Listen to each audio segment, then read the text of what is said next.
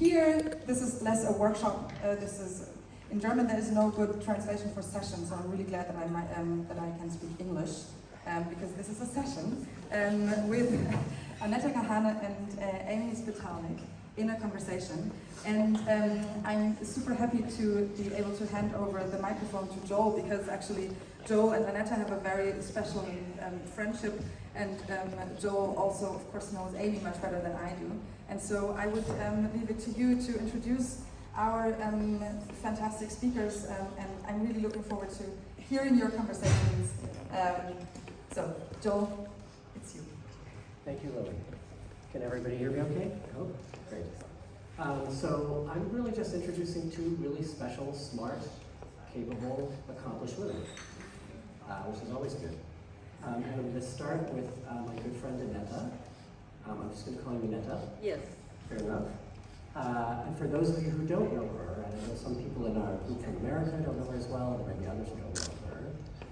Anetta is one of the leading human rights activists in all of Germany. She was the founder of, I think, one of the most important human rights-oriented NGOs in the country, the Amadeo Antonio Foundation. She also happens to be somebody who is the daughter of Holocaust survivors, and I have had the good fortune of becoming a friend of hers, and also she's been very much of a champion for using remembrance and history as a way to deal with modern issues. And that's part of why I'm very thankful that she's on the jury of the Nuremberg Award. So that's Anetta. I'm sure we'll learn a little bit more as we go. And then I want to introduce briefly, and Amy, if I get anything wrong, please correct me. Amy Spitalnick, who is from Brooklyn in the United States.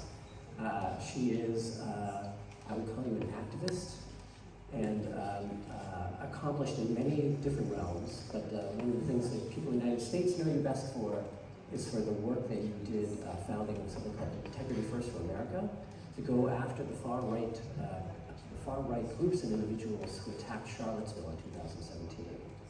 And I'll let her talk a little bit about it, but the work they did on the legal front was very successful in ways that I'm not sure we could predict ahead of time. So successful that it's led to, well, I think it's so successful that it's led to move on to other important work. Also sort of related, I think. You recently were named the CEO of the Jewish Council for Public Affairs, which I'm going to let you describe, because I bet I won't get the exact. Done everything right. Okay, well, we'll leave it at that. I'll let you describe that part when we get to it. But anyway, thank you so much for being here, Anetta, Amy, and Lily is very well behaved, so there we go. Okay, you hear me? Yeah. Thank you very much, Joel, for this nice introduction. I want to introduce, of course, Lily. It's not this Lily, but this Lily, which is always with me. She's a kind of anti-racist dog, you know. A lot of shades of black and white and everything. So she is always with me. And Amy, it's so nice to see you here and to have you here in this panel. And I'm very happy that I'm not the person who's interviewed, but that I can interview somebody. And this is a big honor for me. I just want to know, Joel already told me that he said that I'm from a Holocaust survivor family. What is right? What's about Spitalnick? What's the history between your family? I know that in the United States, not all the Jews have a Holocaust background. What is very weird, because in Germany everybody has. And what's about your family? What's the thing that is the emotional background for your work? Well, first, it's such an honor to be here with you. Oh. And of course with Lily, but with you and your legacy, and this whole trip has been meaningful, but this is one of the most meaningful moments for me, so thank you, and Joel, and everyone. I'm the granddaughter of Holocaust survivors, and this is actually my first time in this part of the world. And so in some ways, this is a professional trip where we are exploring how we best use memory to fight modern extremism and hate. And in a small way, it's almost like a roots trip for me as well, in which I am seeing for the first time the part of the world where my family came from. Where can they come from? My mother's parents came from two small towns in what was then Poland, now Ukraine, near Lviv. Ah, we are related probably, Yeah. because my parents, my grandparents also came from the We small share cities. a region. Yes. They, both my grandparents, of course, survived the war, which is how I'm here. Their families were not so fortunate, and the stories that we told growing up that I heard a little bit from my grandmother, but she didn't, she only told them so many times, really, from my mother, and the lore it really created in our family about how she and her aunt and sisters were saved from a train that they believed to be heading to a camp, and spent much of the war in hiding, running, including thanks to the kindness of a non-Jewish woman who hid my grandmother and her aunt, and of course my grandmother hiding under a porch as her sisters and niece and nephew were killed down the road. They heard the gunshots. And these were the stories that I grew up with, but they were faraway stories. They were history. They were not cautionary tales, at least for me as a Jewish American, growing up in the 80s and 90s in America, which was the place they came to be safe, to build a life in a liberal democracy. And so the moment that we're in the United States and around the globe is nothing I think any of us could have necessarily predicted, and in so many ways my grandparents' story has become more of a cautionary tale than a piece of history for me, and motivates and informs and drives so much of my work in a way I never could have imagined even 10, 15 years ago.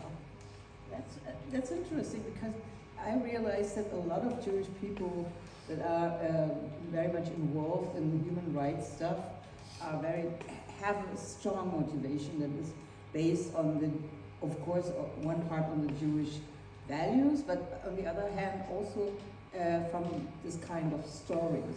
So this is obviously something that is very important for you. So you became famous.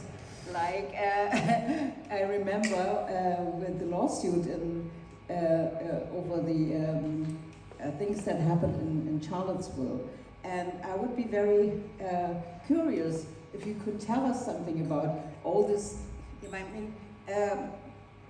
Charlottesville was like a little example for what was happening at that time everywhere in the United States. So that's why it is so meaningful.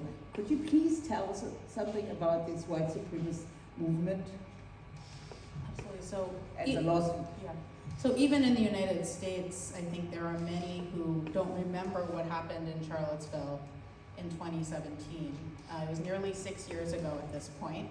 And what we now know is that the violence there was no accident, and was not an isolated incident, but really was a preview, a harbinger of so much that followed in terms of violence, in terms of extremism, and rising bigotry and anti-democratic extremism in the United States.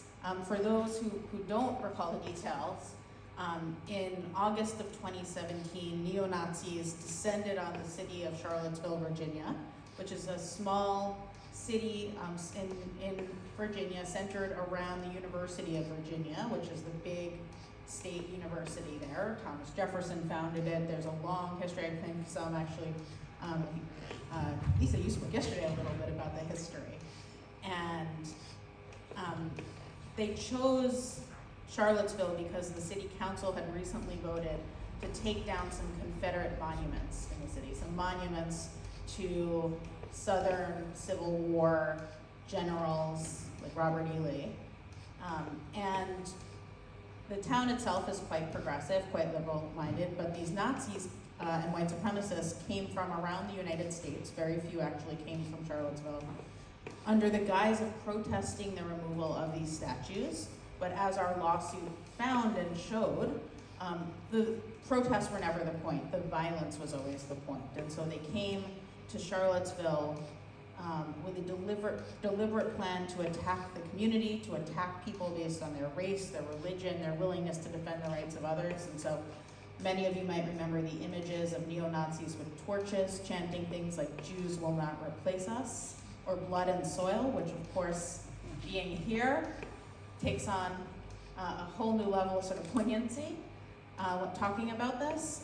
And then the next day, among so many acts of violence surrounding the small local synagogue with semi-automatic weapons chanting Sieg Heil, ultimately attacking interfaith clergy and others who are peacefully protesting the white supremacists, culminating in a car attack in which James Fields, a neo-Nazi, drove his car into a crowd of peaceful protesters, killing Heather Heyer, injuring many, many others. And what the evidence that came out through our lawsuit showed is that that violence was no accident. It was planned meticulously in advance on social media, on sites like Discord, which some of you might know and use, down to discussions from the mundane and banal, what to eat for lunch, will mayonnaise spoil in the sun, should we get gluten-free bread, when Hannah Arendt wrote about the banality of evil. You really see it in some of these chats. And then of course, questions of whether they could hit protesters with cars and then claim self-defense, which is of course precisely what happened.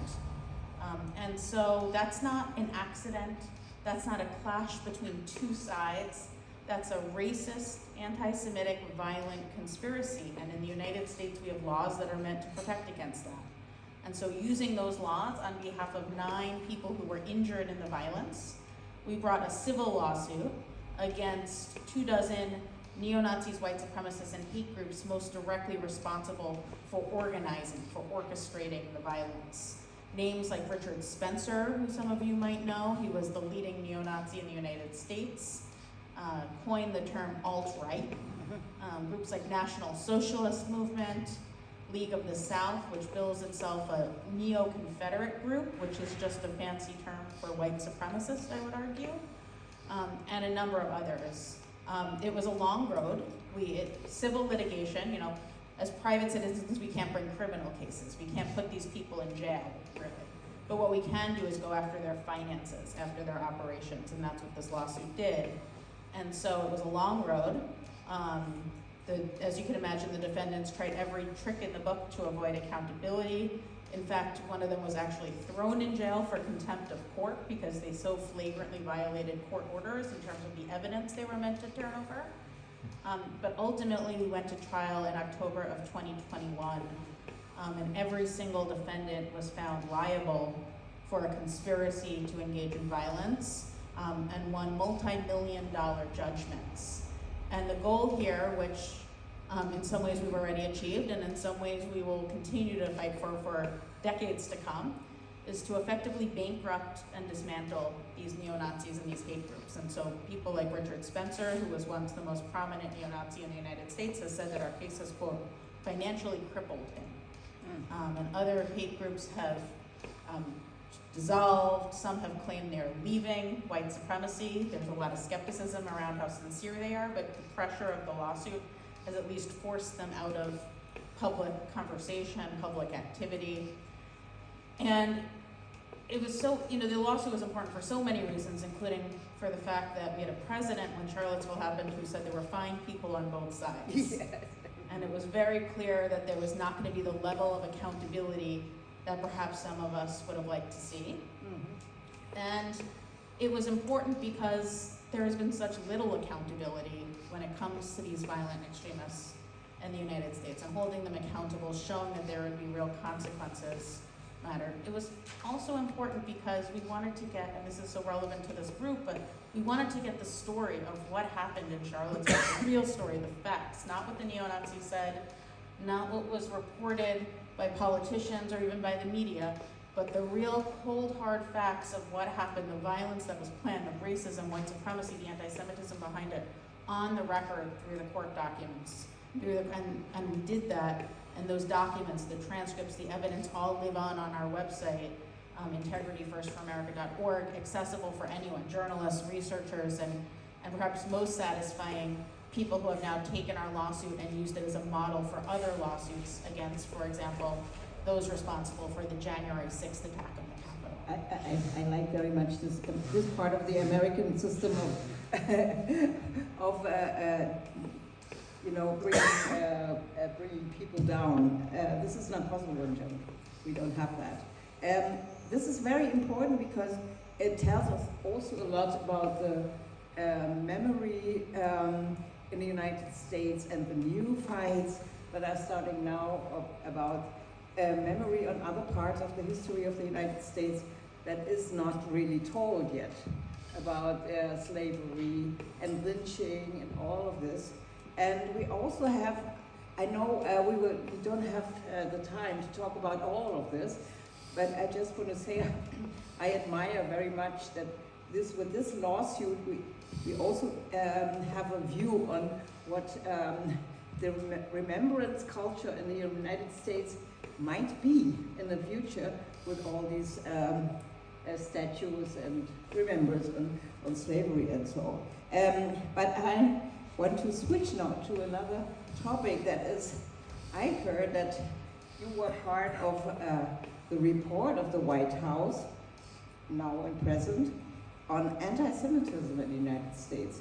And this was very interesting for us, also in the Amadeo Antonio Foundation, because on anti-Semitism is a very big topic in our foundation, because anti-Semitism is like a little key that opens the door to an entire world of hatred and on anti-democratic attitudes.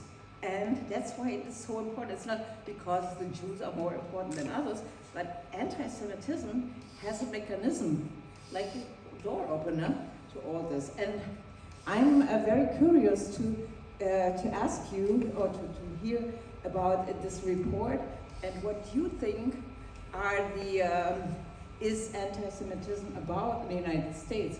Because we heard, for instance, a lot of anti-Semitism on the campuses, anti-Semitism in certain areas, and it's not only the right-wing people who are doing this. Tell me about that.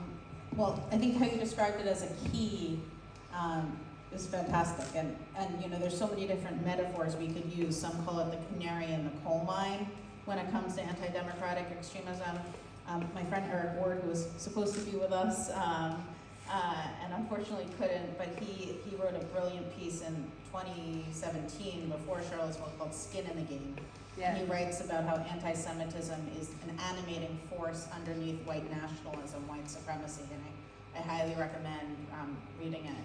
And this, again, to your point, isn't to say that this one form of hate, that anti-Semitism is more important or more dangerous than any other, but rather to understand how it's used to fuel, to animate other forms of hate. And we see this, to go back to Charlottesville, but as a conspiracy theory that has become very normalized in the United States, this idea of Jews will not replace us, right? So when that happened, many of us, myself included, weren't quite sure what they meant. Who were we replacing? What were we doing, right? But what this conspiracy theory alludes to is this idea of the great replacement, that there is an effort by globalists, a cabal, or if you're going to be explicit, Jews, to You're working on this too, right? Exactly. Yeah. To replace the white race. And we see this through, this conspiracy theory takes so many different forms, and I'm very curious to hear how it's manifesting here in Germany in the modern era. But ultimately, whether it be supporting immigrants and refugees coming to the United States, you hear about caravans coming up from the southern border, an invasion of refugees. Oftentimes you hear about a globalist effort to support that. Sometimes George Soros's name is used. You hear it in terms of support for the Black Lives Matter movement, specifically 3 years ago during the Black Lives Matter protests. You had many far-right extremists talking about how George Soros was funding those protests, because the idea is that somehow Black and brown people, immigrants, refugees, aren't capable on their own, in the white supremacist mind, of having success. And so there has to be some animating force, some money, some power behind it. And in so many cases, it's the Jews. And so We see this increasingly normalized, not just among violent white supremacists marching on Charlottesville, or shooting synagogues in Pittsburgh, or Walmarts in El Paso, Texas, where the immigrant Latino community was targeted, or in Buffalo, New York, where a black community was targeted and 10 people were murdered. Or in Atlanta. Or in so many places, or Christchurch, New Zealand, where the Muslim community was. In all of these attacks, we see this very specific conspiracy theory in the manifestos of the shooters. But for me, what's almost more dangerous is how this has been normalized in our politics and our society, how we hear politicians and TV pundits who have primetime slots talking about the same language in slightly more diluted terms, but the very same conspiracy theories. And we see it then fueling mass acts of violence, hate crimes against so many communities. When we think about why Jewish safety is intertwined with so many other forms of hate, this conspiracy theory makes crystal clear why. And so we're seeing rising anti-Semitism in the United States alongside so many other rising forms of hate. And it's not exclusive to white supremacists and far-right extremists. It exists across the political spectrum, anti-Semitism, and sometimes totally removed from the political spectrum. It's the world's oldest hate in many ways, and can exist totally separate from the political framework many of us understand. But at the same time, all of the statistics tell us that the most violent threat in the United States, without a question, is coming from the far right. Every single extremist murder in the United States in 2022 was committed by a far right extremist. And so it's both these acts of violence and the increasingly normalized rhetoric that gives license to the violence against so many communities. And so the White House a few weeks ago, after about a 6-month process, put out a strategy, the first ever national strategy to combat anti-Semitism. It came out of a long process that started with a roundtable in December that I was fortunate to be a part of, about a dozen or so Jewish leaders. And what I said to them at that roundtable, and frankly I wasn't sure where it would end up, if this would be part of the final plan, is that to understand anti-Semitism means we can't treat it in a silo. It doesn't exist on its own. We have to understand it as fundamentally interconnected to white supremacy, to anti-black racism, to xenophobia, anti-immigrant sentiments, anti-LGBTQ hate, and more broadly, the anti-democratic extremism that it fuels and animates. And if we are going to confront anti-Semitism, it can't simply be about putting police officers outside synagogues or arguing over how we best define anti-Semitism, which is a big debate in the United States right now. But it's to fundamentally recognize that Jewish safety is inextricably linked with the safety of so many other communities in this moment, and Jews will never be safe unless black people are safe, gay people are safe, immigrants are safe, Latino people are safe, Muslims are safe, and so on. And to the White House's credit, the final strategy that came out a few weeks ago has pillars, and 2 of those pillars are combating the normalization of this sort of anti-Semitism in our rhetoric and our politics, and cross-community solidarity, recognizing how our safety is intertwined. Yeah, that's very good. But what for us in Germany, what we consider is that anti-Semitism is not only coming from the right. We have this. I know you have a problem on the campuses with Jewish students. They are offended, sometimes threatened by other people who are part of other communities, brown, black, or international, and they are not right-wing. And we have this phenomenon too, and this is really feels really bad for the Jews, because the Jewish role in all this human rights movement was always a to be very much committed on human rights, also for other people, not for themselves only, you know. And this is what in Germany is a high topic now. Why are especially kind of lefty people so much so aggressive with Jewish people, and so aggressive in discussions and so. And I wonder if this is something you were talking about too, and when it came to the anti-Semitism program of the White House. And so, in the United States, in short, absolutely, that's a big part of the strategy that came out. There's a whole section focused particularly on education institutions and making sure that campuses and other places are inclusive places where Jews and others are welcome, and particularly addressing sort of the challenge on campus. And for those who are not sort of following the conversation in the United States, I hope, which is a good thing for all of you and your mental health, so much of campuses are sort of where the rubber meets the road on the debate about Israel and anti-Semitism and what's fair criticism of Israel versus what morphs into anti-Semitism. And we don't need to litigate that distinction here. We would be here for hours and hours if we were going to discuss that. But I think it's fair to say that on certain campuses, we have seen fair criticism of Israel ultimately evolve or morph into full-on anti-Semitism, targeting Jewish students or students who support Israel. And that is a challenge in the United States. It's a different challenge than the far-right extremism, right? And so what's so important in the United States, and I think the plan does this in some ways, but it's going to be a big challenge, is not to draw false equivalencies, so that we don't say that these are all the same, because that's the both sidesing, as we like to call it in the States, of extremism. And to also be clear-eyed about the facts. So we can call it out on college campuses. We can be clear about the fact that when it comes to violent extremism, the mass shootings and other acts of violence, those are disproportionately coming from the far right, and have solutions tailored to both of them. And so, when I was in college, a decent amount of time ago at this point, and I was the president of my Hillel on campus, and it was a different world when it came to these issues. I was very fortunate to go to a school where we had those constructive conversations. I think it brought me into this work in many ways. But that doesn't exist in the same way, and that's heartbreaking for students of all backgrounds. Yeah, this is, this is for young Jewish people here in Germany, what are very few. It is really heartbreaking, and they are really very much touched and feel really bad about the problem that everybody, as soon as they know, as somebody knows that the person is Jewish, this person is confronted with, how do you think? What do you think about Israel? What is this and what is this? So to see somebody Jewish means already to have a tense relation, and this is not so. People just have the option to hide their identity for not becoming part of this very bad game, and especially here in Germany. Let me ask you one more thing. So it's the first time here in Germany?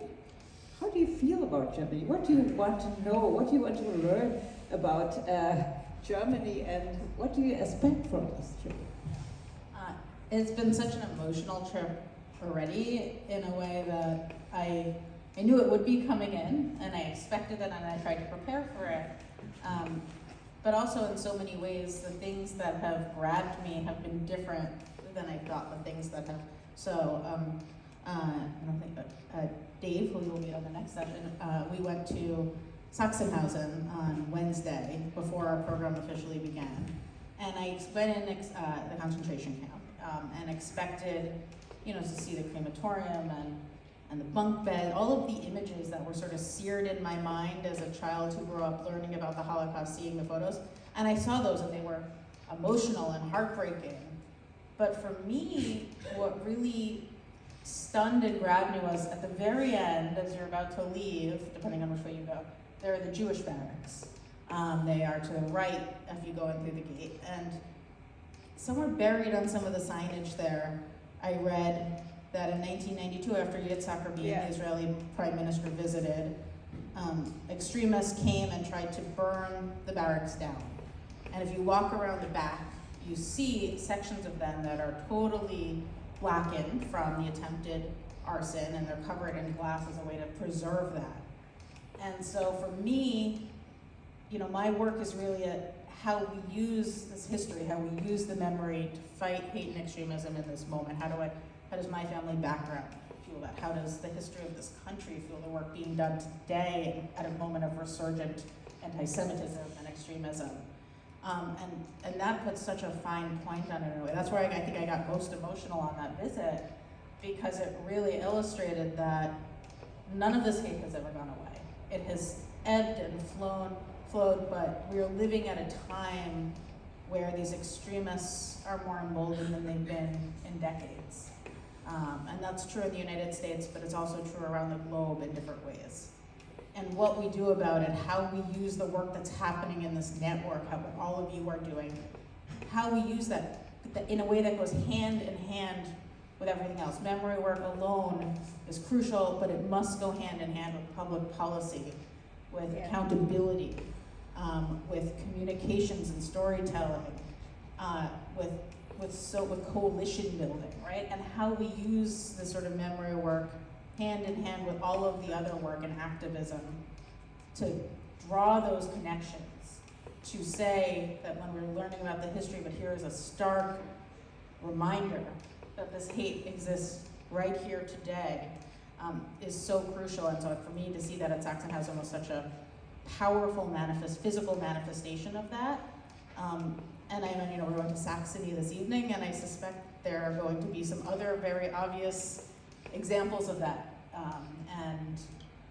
I'm sure many of you in your day-to-day work are experiencing it as well.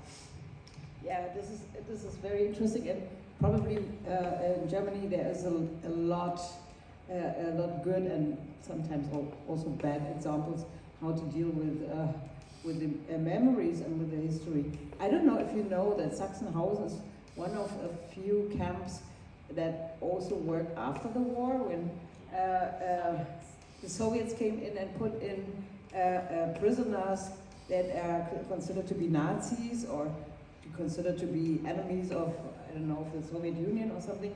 And it is very hard in Germany now to do remembrance policy dealing with both sides, because especially in East Germany we have the question how to deal with the legacy of the GDR, how to deal with the legacy of National Socialism and not put it in one. And I think this is very important, also it's very interesting, but it's also very important not to present, for instance, somebody who was in a camp and it comes out that this person really was a Nazi. He is now mourned as a victim of Stalinism. So this is a very tricky history. And I think there are a lot of examples. You will see some of the very nice, very good projects in Saxony. And I hope we can talk about it later, so you can tell me a little bit of your impressions. Is there something you want to know from me, for instance? So much. We are sitting here to talk a little bit, so probably there is something you can ask me. And then if you want to discuss, you can also, we will have a little question and answer session. So, but if Amy wants to know something, I will not give you the place. Well, this might be different than what we talked about me asking you. So, but look, you are in some ways a sort of manifestation of how both doing this work in terms of remembrance work and then fighting current racism and anti-Semitism and extremism, the toll it can take in terms of the way you've been targeted yourself. And I'm just curious for your thoughts on sort of the moment we're in Germany and in the broader context, and how you see the work you've been doing for decades adapting to meet the moment, or does it adapt, right? How do we meet this moment in a way that recognizes its unique challenges but draws from the long history? Yeah. I think the Jewish part, the Jewish ethic in this part is it's never ending. You know, there is never a paradise to be achieved. So it's a little bit like Sisyphus. I mean, Sisyphus is the guy who always tried to roll up the stone up the hill, and then it comes down the hill and so. And it's not that way, but it is a never-ending story. So, and to be able to do this work is to recognize that there's just this small way in this never-ending work on Tikkun Olam, or however you will call Repairing the world. healing the world. It will never be healed. It will never be healed, and we have to recognize this. And in the moment we recognize this, that we have just a little part of this, then you will be able to deal with it. If you are trying to fix it, and if you are not getting to fix it, because nobody can get to fix it, the world is becoming more and more complex, and more problematic, and more everybody knows everything, you know, then you will never be happy. And I think my way in this moment was to start in a certain moment when the wall came down, and it's a very historical moment on the entire globe. And then living through different revolutions like globalization, digitalization, and other forms, other movements, completely the global economy changed completely and everything. This is such an stunning moment of history we are living in. So I'm not surprised that there are a lot of problems, and I do what I can. And the next generation will do what it can. And we will just be proud of what we have done, and we only can fear the enemy we have in this moment. And I'm always with Maria. Where's Maria? Maria. She's always coming with me because she gives me a protection, because the threats I have are never ending also. So in this moment, for instance, the Nazis are telling that I want to forbid the party AfD, that what is this new right-wing extremist party. What makes them so angry? And now they are attacking me, and from all sides of the internet. I don't want to forbid it, but it's a history they invent, so to canalize the aggression against this Jewish person, you know, and other things like that. And I have Maria and Lily, so I don't worry. It's fine. and that's how we deal with it in our lifetime. And I mean, this is really, you say sometimes, Chinese people always say, you are lucky when you live in interesting times. So we are very lucky. I think a little bit too much, but it's okay. So that's everything I can say about that, because you know, all the details we can talk later. But if you want to, come on, ask something if you want. I have a microphone here, and I can give that around. Yeah. Thank you both for this, all of this information. So this question is for Amy. You speak very passionately about your work, and your very important work that you do. But I would like to know, in that your grandparents survived the Holocaust, what has your work meant for you personally? Thank you. In some ways, you know, I think many of us who do this work, it's hard to find that line between the personal and the professional. And so, for so many, Is there a difference? I don't even know. I think, yeah, and so, and like for better or for worse, right, we're talking about the toll it takes, Yeah. the threats, right, you know, these are things that, you know, myself and our team in Charlotte, we were not unfamiliar with, and you accept it as just part of your life if you do this work, and that's okay, right? It's not okay, but it's something that is there. And for me, the decision to do this was because I felt like there was no other choice, right? I think in this moment, I remember, or rather, you know, 6 years ago, I remember watching the images coming out of Charlottesville. I was hosting my sister's bridal shower, and the day that the violence happened, and I put my phone down for the first time in a long time, which was rare. I had worked for the New York Attorney General then, which is sort of the chief lawyer for New York. And I came back to it to a bunch of missed calls from the Attorney General saying, we have to put a statement out, turn on the TV, a woman has been killed in Charlottesville, we need to say something, right? And And I remember turning on the TV and watching those images with my mom and my sister and my grandmother, husband, and grandfather have both been gone for a long time, but you know, in my mom's living room, surrounded by images of my grandparents. And while watching that, I had no idea that this case would become the focal point of my work personally and professionally for years, at least at the time. It also, it was sort of buoying, right?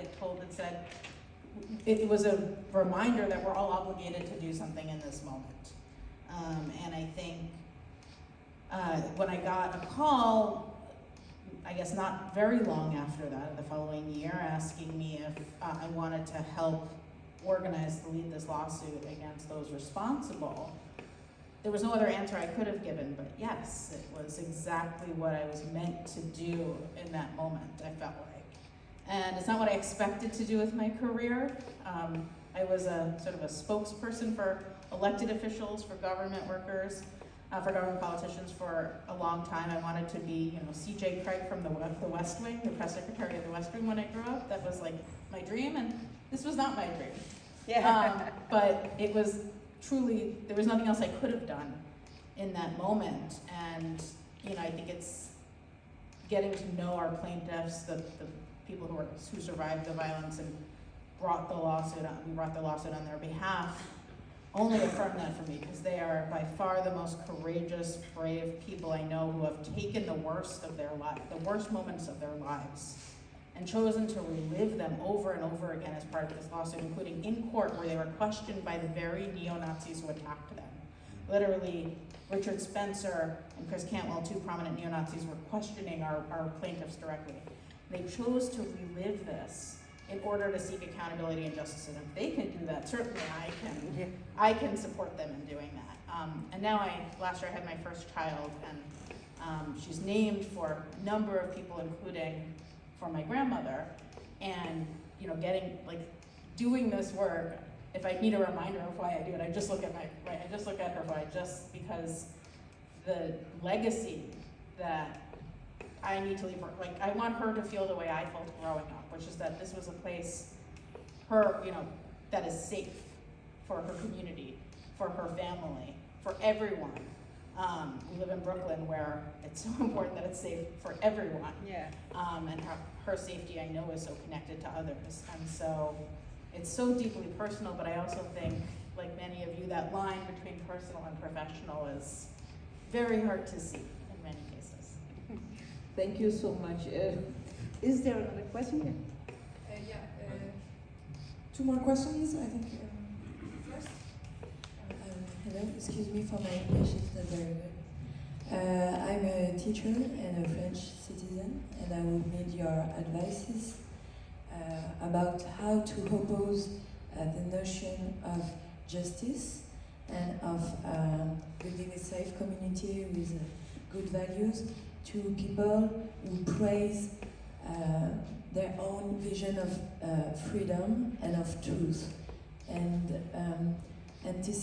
antisemitism and racism, oftenly in France, with young people, they oppose this notion of truth.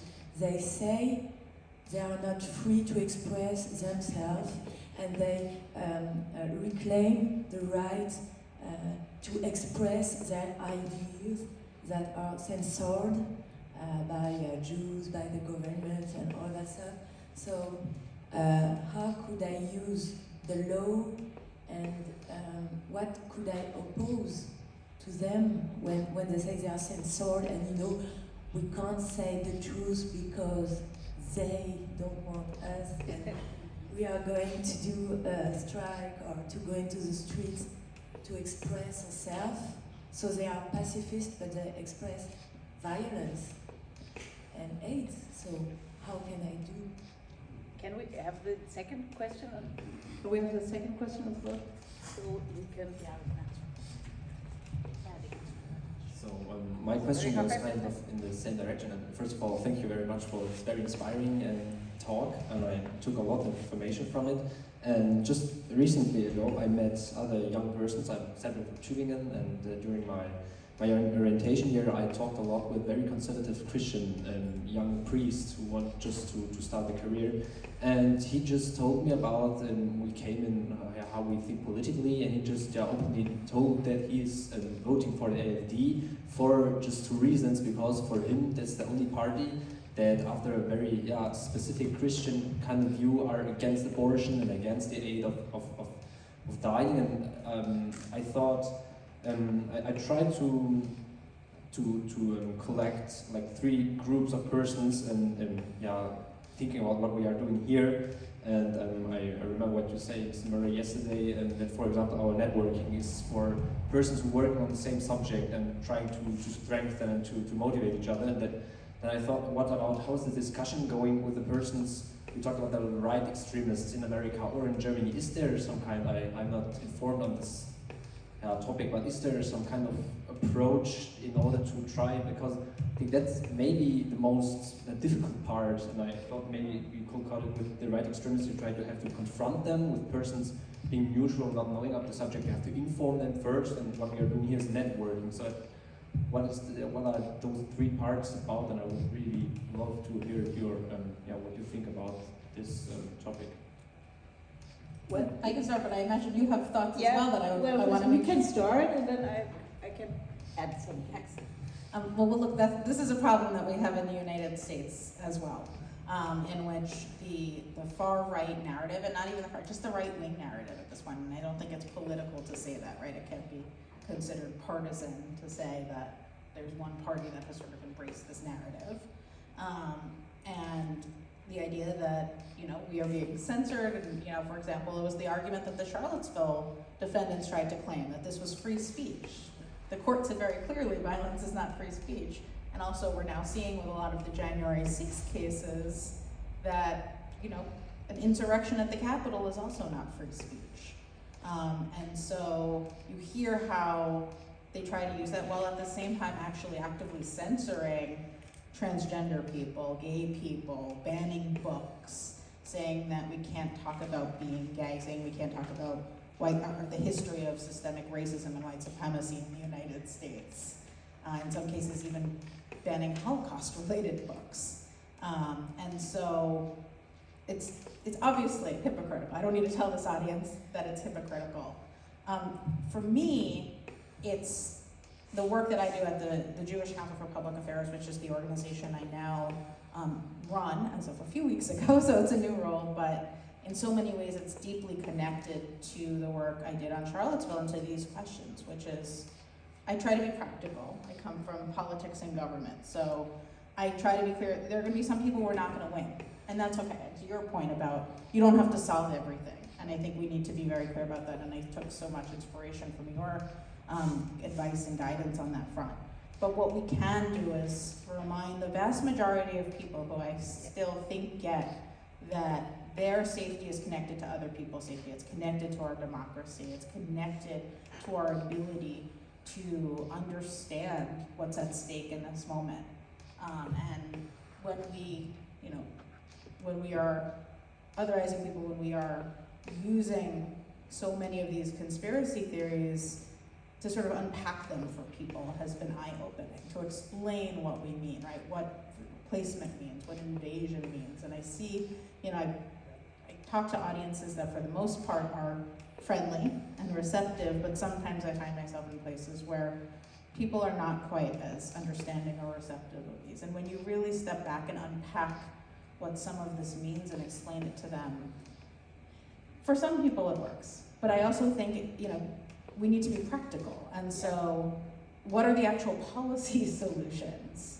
And that's where I go as someone who spent a lot of time in government and politics. And there are efforts in the United States that I hope can translate here, and we should get it done first in the United States as well, as media and digital literacy. How are we teaching young people to understand what they're reading on the internet? That not everything they're reading is true, that as they go down these sort of rabbit holes, the algorithms on social media, there are efforts to intervene, quite literally, videos and others that play before the actual video to sort of help inoculate them to extremism, to show them And I'm on the advisory board of an organization that's doing this sort of inoculation work for students as young as elementary school, 6 and 7-year-olds, using this idea of, I think it's like ducks who are being told that one type of animal is bad for a reason, and it sort of teaches kids that what they hear might not necessarily be true, and I'm not doing it justice, and can send it to the Wide in the Circle Network to explain it better. But what are the actual policies we're implementing so that we're giving teachers the tools, parents the tools, caregivers the tools to inoculate people so that to understand, and to spot early warning signs so that we're not waiting until the act of mass violence or the hate crime or something else along those lines, and we're actually spotting those warning signs early and intervening. And so I'm spending a couple extra days here in Germany after our trip ends, specifically to meet with some folks here who are doing that sort of work. So I think, there's no silver bullet, there's no easy solution. We're not going to win everyone, but I think finding those practical, fairly low resource, low cost, easy solutions, that we just need the political will from government. And so the coalition work that we're doing at JCPA, at my current organization, is going to, among other things, really be about building that political power to support those sorts of policies across communities, those pro-democracy policies that build in the resiliency in our communities and our society. I imagine you have many thoughts. Yeah, I think that is perfectly what I would also say, but we have two fields. We have the field of politics, and we have the field of civil society and the NGOs. And policy has to offer the ground for the NGOs to do their work. And there's a lot of work to do. Of course, you cannot heal everybody to be irrational conspiracy theorists. But sometimes you find a way in. If you find idea what is going on in the person's mind, what is the motivation of somebody, why he feels so confused. This is a very needs a specific tool of pedagogical skill. Not everybody has that, but this is necessary.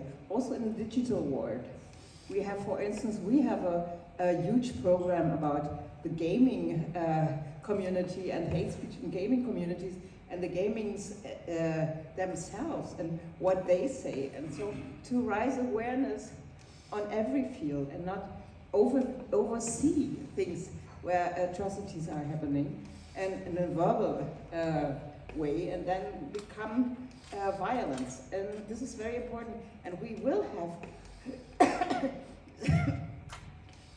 have a next challenge. What is the, how do you say it in English? AE? Artificial intelligence.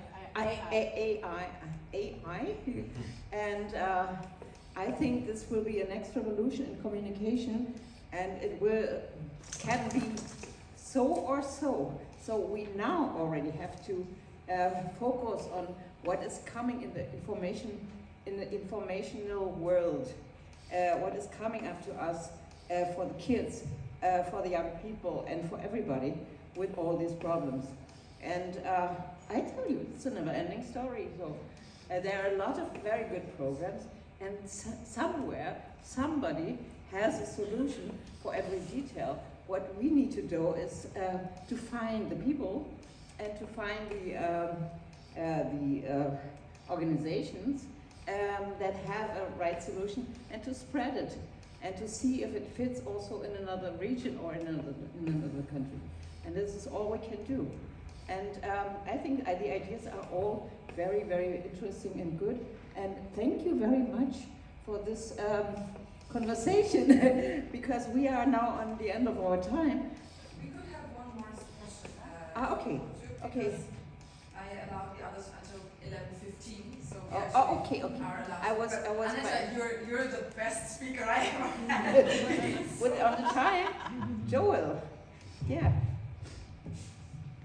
So I'm going to do something that's kind of unfair because I have half a statement and half a question, but you get it. I know. All right. I know you.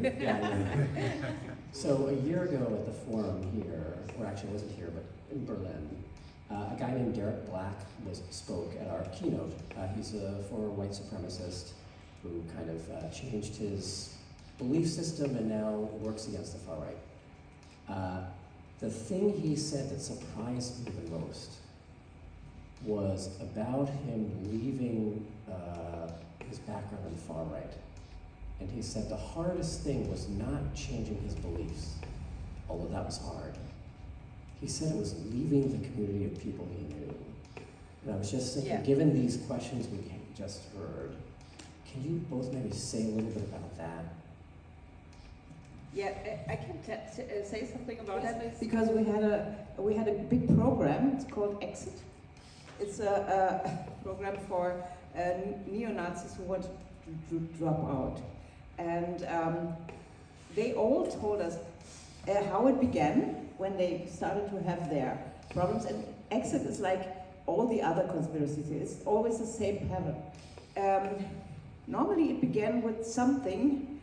You know, they have a frame and they have a picture, and the frame and the picture are completely identical. And sometimes something is happening where the frame and the picture just move. The picture moves a little bit, and the frame is not fitting anymore. So they are, they're struggling to bring this together, and doing this, the frame and the picture loses control, and then it falls apart. You know what I mean, right? So the more they are starting to bring it together again, the more it loses. And this is a very interesting process. And then when they decide to drop out because they understand that this is nothing is right anymore for them, then the worst part is leaving the community. It is really because mainly these people are coming from very, very weak families or weak social integration. So they don't have recognition, they are not appreciated, they're lost. And there is a group of people who build a family for them. And to leave this family after having it once in a life is the hardest part. So if you try to do this work, you have to build immediately a kind of a network for people who are in the same situation, so that if somebody is dropping out or somebody is trying to leave this, they have to find another family that has the same experiences and not judging them. And this is very, very important. If you can do this, then the success might be good. It's not always coming to a good end, because some people are going back to their scene, or they are just going away to New Zealand or something and never really leave their ideology. But this is a very important part. Is this the answer? Is this one of the answers? No, I totally agree. And in the United States, we oftentimes talk about things like the incel movement. Do people know what the voluntary and celibate movement in the United States is? A movement of typically young white men, for the most part, who are voluntarily and celibate because they believe, voluntarily celibate, involuntarily celibate. Ooh, my tongue is it's not a term I probably ever expected having to say in my life a few years ago. And they believe, they can't get a girlfriend, and so they need to blame someone. So they form this community to effectively blame people for this. And women, and also the chads, as they call them, the handsome men, the men who prevent them, who steal their potential girlfriends. It's all it's very dark. You can Google it if you would like, although I don't recommend it. But we talk about that and misogyny more broadly as an early warning sign, as an entry point to broader forms of extremism. Of course, other forms of hate, white supremacy, anti-Black racism, anti-Semitism are so often gateways. But we see this sort of maybe a little bit more acceptable form of hate and bigotry as an entry point. And it's largely because these are people who are looking for a community after not getting the validation, getting the relationships that they want. And it's so important to understand that and understand how it acts as a gateway, as as a way for people to engage. But I also want to sort of say on the flip, and by the way, this is something we saw quite a bit with many of the defendants in the Charlottesville case, some of whom had domestic violence. Yeah. One of them tried to kidnap his wife, right? There's all, like, you can sort of see these early warning signs related to misogyny in many ways. But the other thing I want to say is that it's so important as we are helping people come out of the movement, which is crucial, that we do so in a way that both creates that community for them, but also makes them do the repair work that is necessary. Yeah. And that is something that is missing right now. There was a story just a few days ago in Haaretz, the Israeli paper, about one of the defendants in our Charlottesville case who claims that he's now reformed, but every expert believed, and myself included, that he is not in fact reformed, that he has said he's leaving the movement as a way to avoid accountability for the lawsuit. And by all means, if he wants to leave the movement, I am deeply supportive of that. But how do we both create that space, that community for people to come out of the family that they have built in the white supremacist and the far-right extremist space, and not validate them in a way that doesn't require the hard work of repair, reform, and redemption that takes years and years and years to do before you can be like on the public speaking circuit talking about why you've left neo-Nazism. And so it's a fine line, and there's a lot in the United States, and I imagine here a lot of sort of grifters who have sort of taken onto this movement and tried to make money off of it as a way to find space for these. But there are some like Eric who are genuine and have done that hard work and are where the rubber meets the road in that regard. And I think, for me, it's such a challenge because you want to support it, you want to make sure that it's being done right, and it requires sort of every step along the way, from the media who cover them to the people who help them come out of the movement to the sort of redemption work that they ultimately do to understand these dynamics we're talking about. Yeah, that's very important. Let me do just one last say one, because you talked about the incel movement. I think the beginning of all extremism is the fundamental ideology of toxic masculinity. Toxic masculinity? Yes, because the main difference, the idea of equal rights of everybody is valid, has the same value, is broke. Is the first thing is that women are less worth than men. This is the first idea, and that's why everything that has to do with emancipation of women and feminism is part of the story. We cannot do that, because if there is an idea of inequality, then we can forget all the rest. I mean, it's not only about brown and black and white and I don't know what.